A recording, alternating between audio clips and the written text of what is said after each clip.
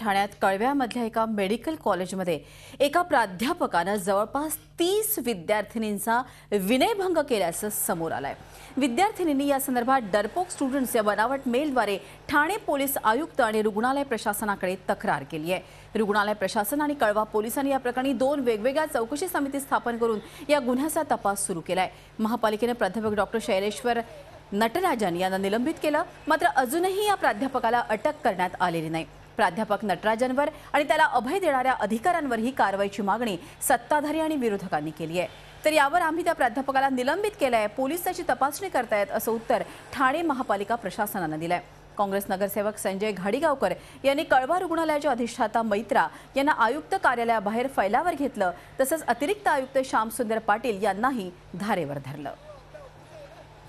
विद्यार्थिनींच्या वरती अशा प्रकारचे ते ताबडतोब गंभीर स्वरूपाचा गुन्हा असल्यामुळे ताबडतोब त्या संबंधाची कारवाई व्हायला हवी होती, पण या ठिकाणी कोण यांना पाठीशी घालतो ते पाहणं अतिशय गरजेचं आहे। प्रकरण दडपण्याचा कुठलाही प्रकार आम्ही खपून घेणार नाही।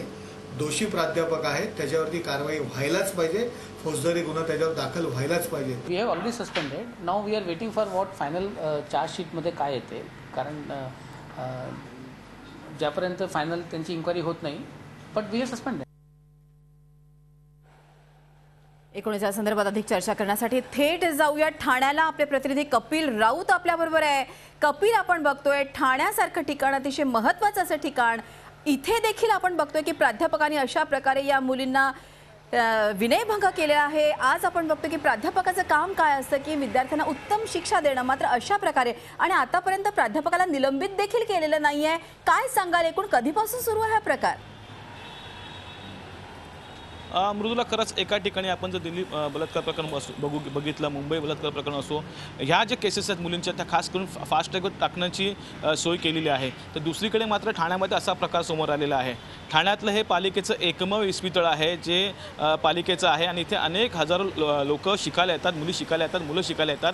मेडिकल कॉलेज हे एकमेव कॉलेज आहे आणि इथेच हा प्रकार घडलेला आहे। नटराजन म्हणून प्राध्यापक आहे, त्यांनी जवळपास 30 मुलींबरोबर मुलींचा विनयभंग केला असं समोर आलेलं आहे आणि एका साईडद्वारे यांनी तक्रार केलेली, मुलींनी पोलिसांनाही तक्रार केलेली आहे, पालिका प्रशासनाने तक्रार केलेली आहे।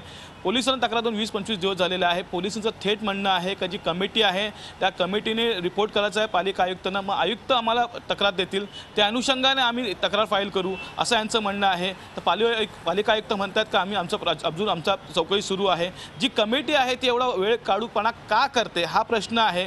विरोधक असो का सत्ताधारी असो हाच प्रश्न विचारतायत, तर जे स्टुडंट्स आहेत तेही हाच प्रश्न विचारतायत का जेव्हा एवढा मोठा इन्सिडेंट होतो, एवढा मोठा प्रकार होतो, तो काम जो वेळ काढूपणा आहे तो कुठे थांबला पाहिजे।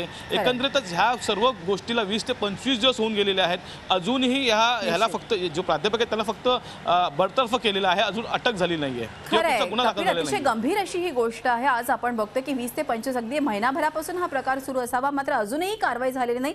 धन्यवाद कपिल, ही माहिती दिल्याबद्दल। झी 24 तास रहा एक पाऊल पुढे।